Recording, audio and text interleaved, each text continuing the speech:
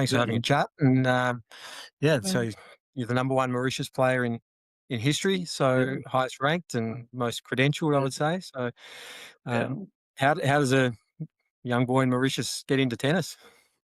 Well, so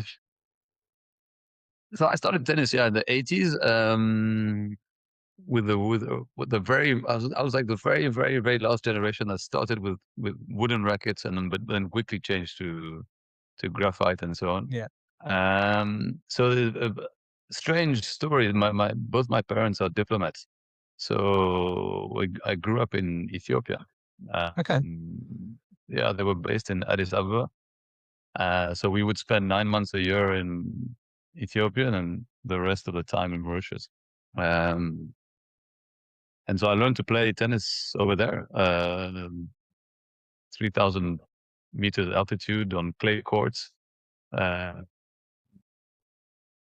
yeah, there was no formal coaching whatsoever. My father bought me a book that was titled Tennis, and he gave the That sums it basics up. of how the yeah, and it gave the basics of how to hit a forehand and a backhand and a volley and So how old were footwork. you at this And stage?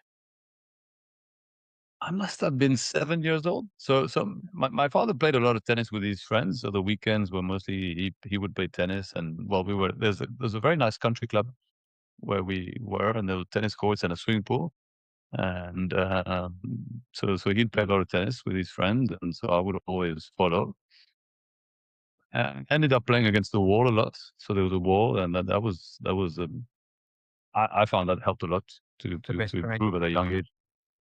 Yeah, The wall. yeah, the wall is amazing. It never misses. Yeah, so they don't build walls anymore now. It's just coaching. We still have a few around here in Australia and New Yeah, Zealand, but you're right, it doesn't get used enough. Yeah. So, it doesn't get used up. Yeah, when you say you didn't have formal coaching, so you're 7, you pick up a book, you play a bit with your dad and his friends. At some stage, you must have had some coaching. So, did your dad coach you, yeah. or what happened then? It started out like this. As I said, I would follow the club, and with the other kids, we'd play around a bit and play against the wall. Eventually, I mean, quite quickly, my father saw that I could actually play tennis, and I had a bit of a talent for it. So he tried to get me a bit of coaching in Ethiopia, which wasn't easy. There was not many guys who had a formal qualification, but we got by, and then everything went quite quickly from there. I started playing a lot.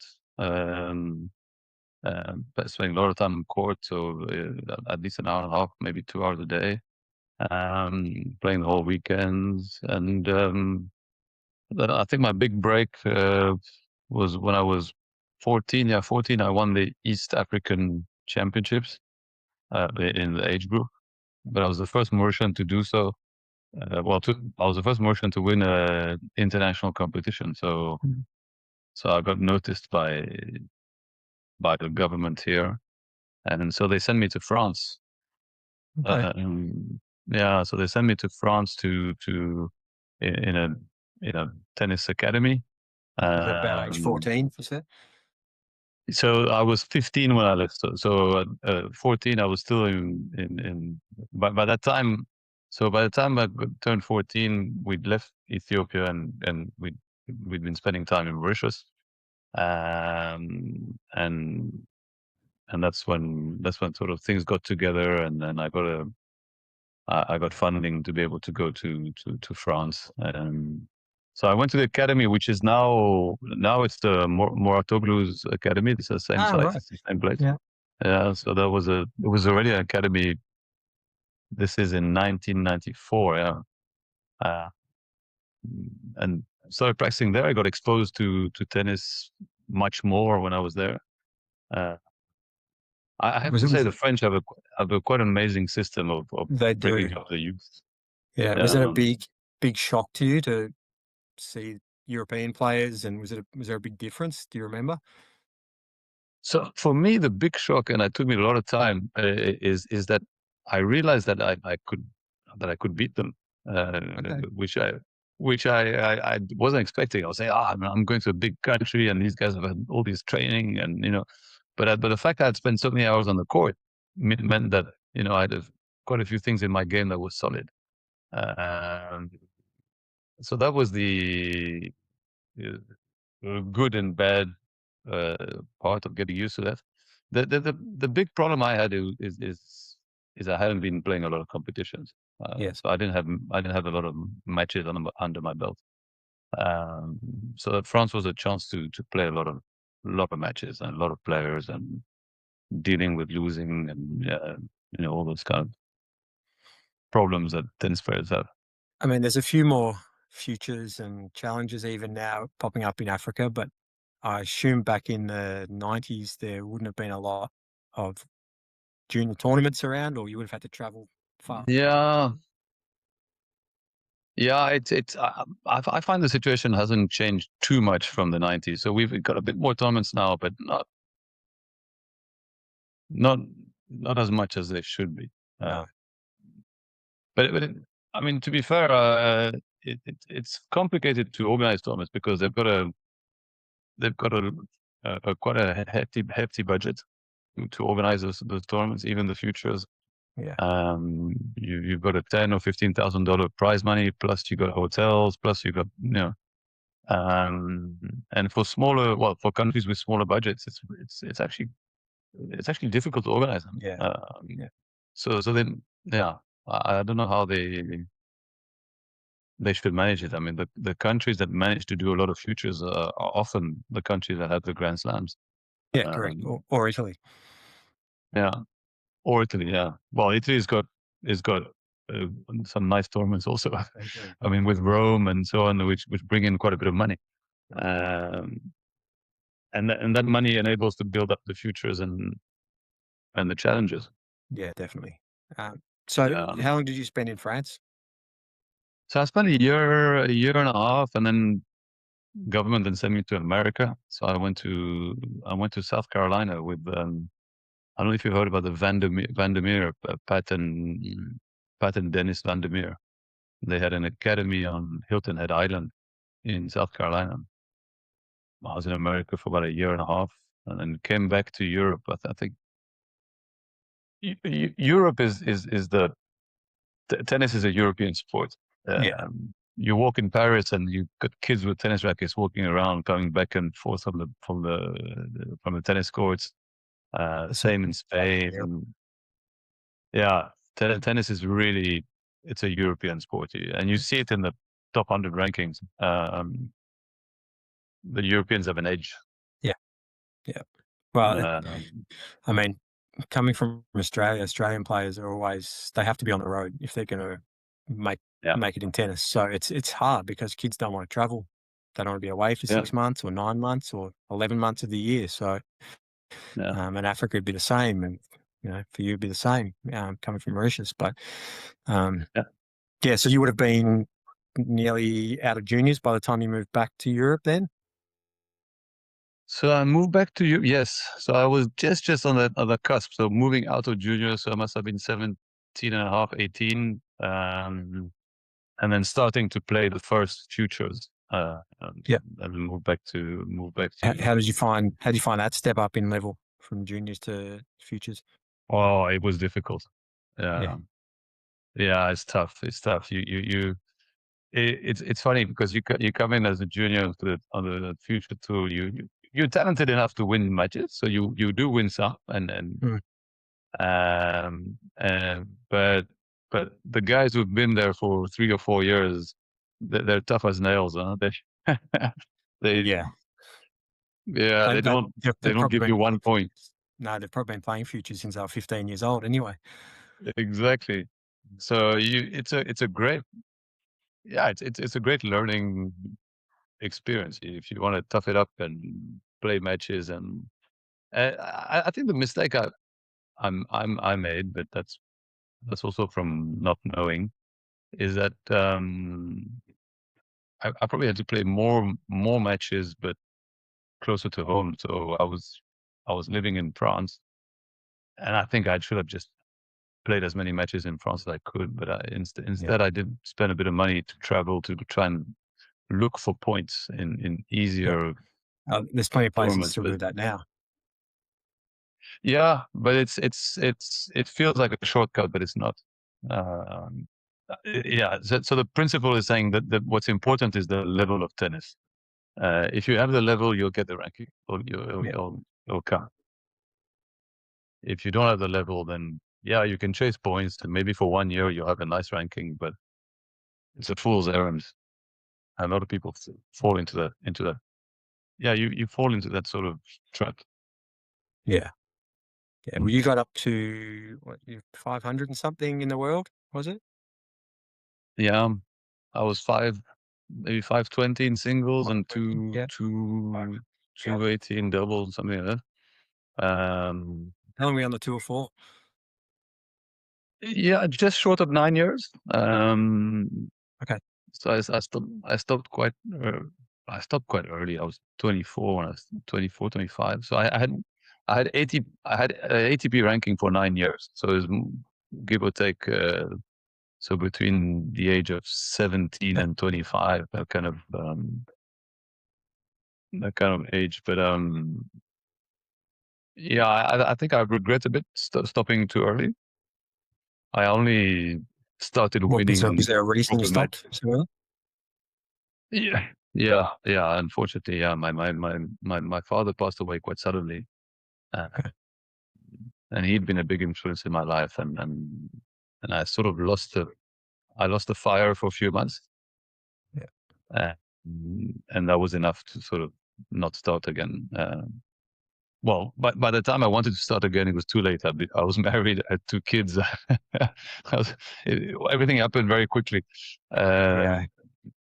so it wasn't an option anymore. But it's only in that last year of playing that I started beating some top 100 players and started getting there. And I played, I played tied 3 sets against top 15 player. So I started really playing. My potential was starting to really show. Mm. And What's your biggest win on paper or best match that you played? so I've let me think. So I've beaten guys like I've beaten Gilles Simon. That was he was top 10. Where would you have played him? Davis Cup? I played him in France. I played him in Futures in France, and so he's probably the biggest win. Yeah. Um, Jan Helnisch, he was Yeah. 60 in the world or 50 in the world. Um, in a money tournament, I played 3 sets against Andre Pavel, who was 12 in the world or 13 in Yeah. the world. He had a long career. Um, and I've played a lot of the guys. I've practiced with Federer. I've practiced with a lot of top 100, top 20 guys. So Um, that's a pretty good experience to practice with Roger Federer. yeah. How did that one come about, and what can you So learn from? I was living in Switzerland at the time, and I was in the local like Swiss ranking that was top 10, and but by then I'd been living there for about 10 years, and so I played all the tournaments. I played the same tournaments as Roger when he was coming through, so we knew him, and we also knew he was an exceptional talent. You could Uh, tell from a very early age. uh, the first time I saw him, so we playing a money tournament, winter tournament in Switzerland, and most of the guys, it's the break. So most of the guys did go to play the tournament because it was the only one on the calendar at the time.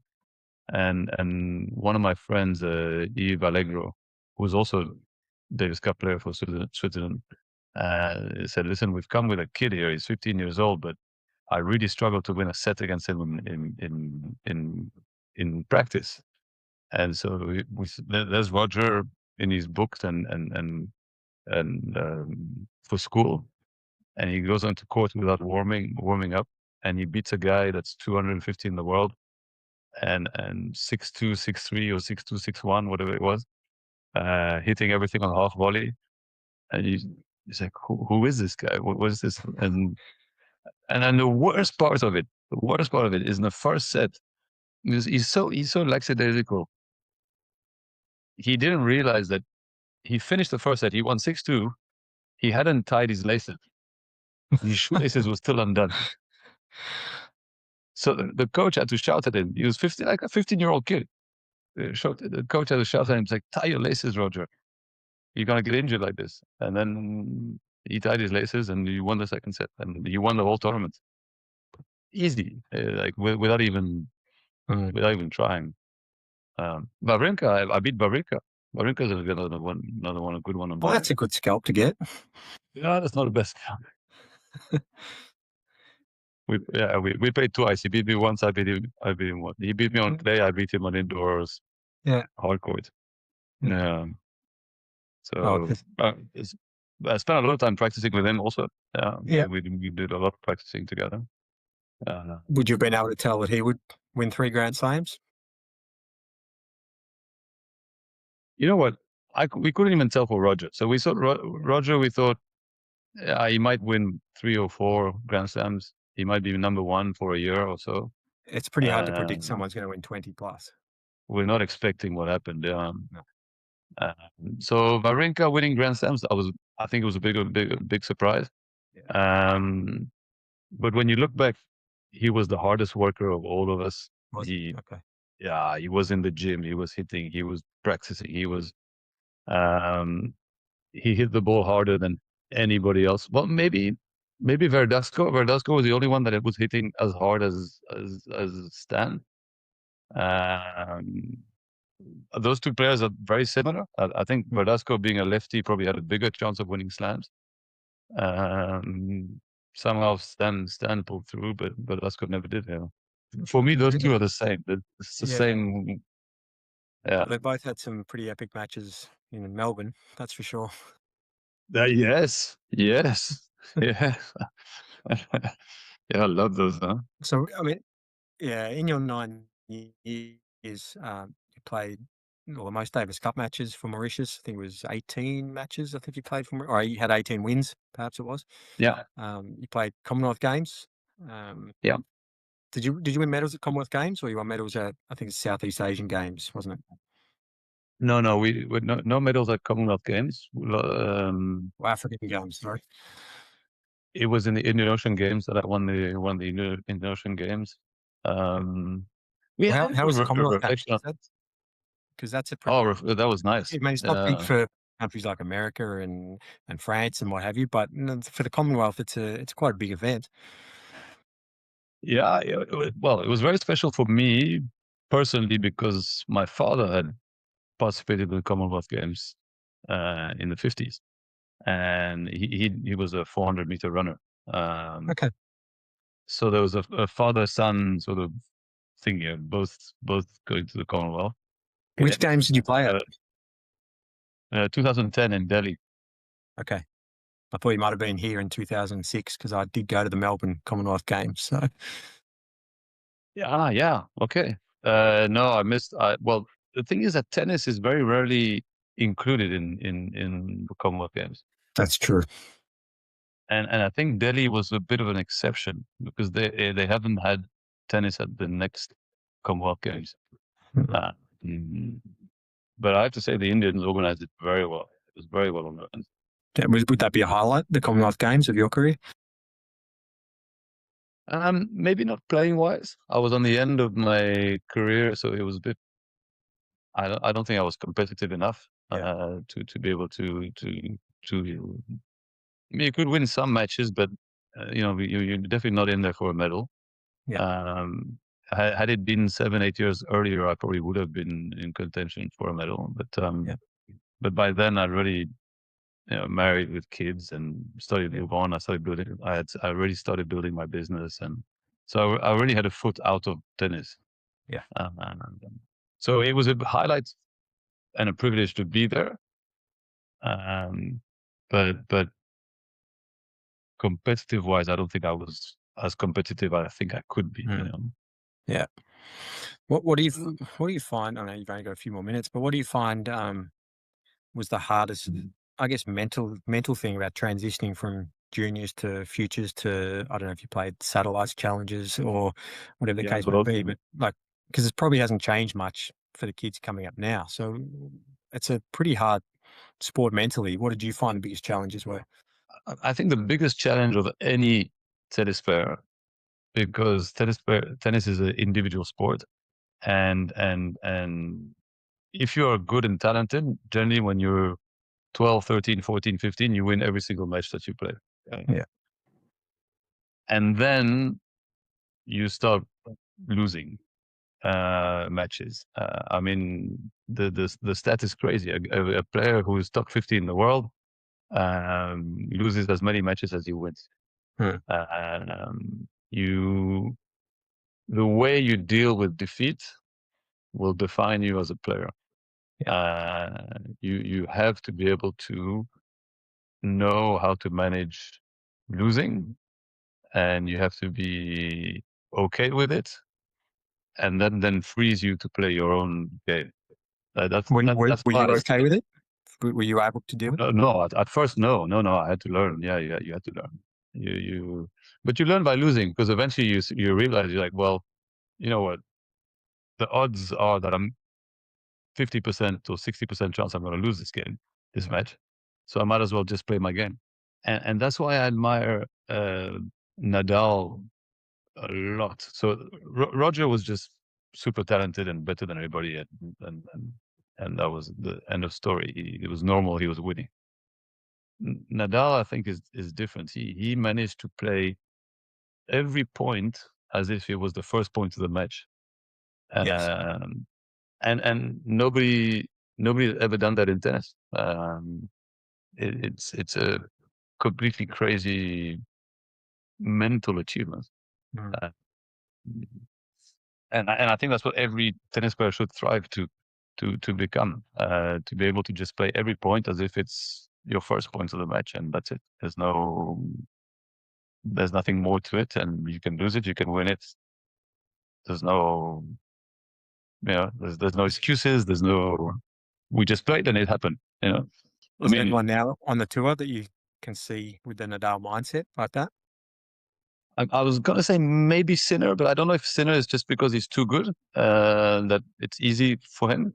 Mm. Um, I Yeah, I'd love to see him challenged by a couple more players, and then see. but I mean, the way he bounced back from the final of Roland Garros, that's quite impressive.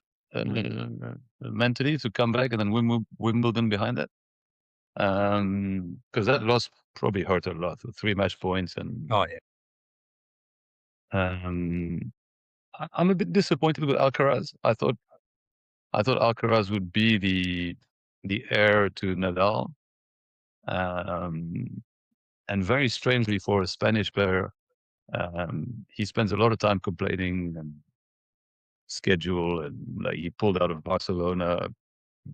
It's just for a Spaniard, I think it's really crazy, because all the Spanish players that I have played with or seen in tournaments and so on, they are the ultimate fighters, Mm. and they will play every tournament, no matter how big or small, and they'll play every point, and they never give up. And he's the opposite. It's strange. There's a couple more Spaniards up and coming, so we'll see how they go. Yeah, yeah.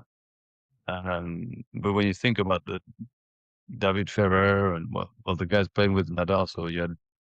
you had Ferrer, you had Lopez, you had Verdasco. Nobody wanted to play the Spaniard because they're just so tough. Mm. I mean, So Alcaraz is doing yeah, okay then. For if he's not fully locked in yet, he's doing pretty well. yeah, exactly. So that's the strange part, is that he's got a great game and he's got everything. He Maybe he's right. Maybe he wants to just enjoy life and he doesn't want to play as much as what he should. And Mm. Which is fine. maybe that's the right philosophy. Maybe it is. Yeah, because I Yeah, think perhaps if he was 100% locked in, he might not play as free. He might not get the results. So I mean, who's to know? maybe, yeah. But I think he'll regret it. I think when he's in his 40s, he'll regret it. Mm. He'll think, you know what, I could have. Yeah, well, we'll see. we'll see. But I know, look, Yeah. I know you have to go, so thanks for Yeah, unfortunately. thanks for having a chat, and we'll I'd love to do it again and hear your thoughts a bit more around the ATP structure and WTA structure and how tennis is at the moment. Cool. I know you've got plenty of Yeah. thoughts on that, so Yeah, yeah, yeah. yeah. Well, I think when you compare the ATP in the 90s to now, yeah. the quality has gone down so much. I don't want to get you started Yeah. because we'll be here for a while, and you'll miss your next Yeah, match. I know, I know. We'll we'll do that again. But thanks for You your let time. me know. All right, cheers, dude. All right, Uh, man.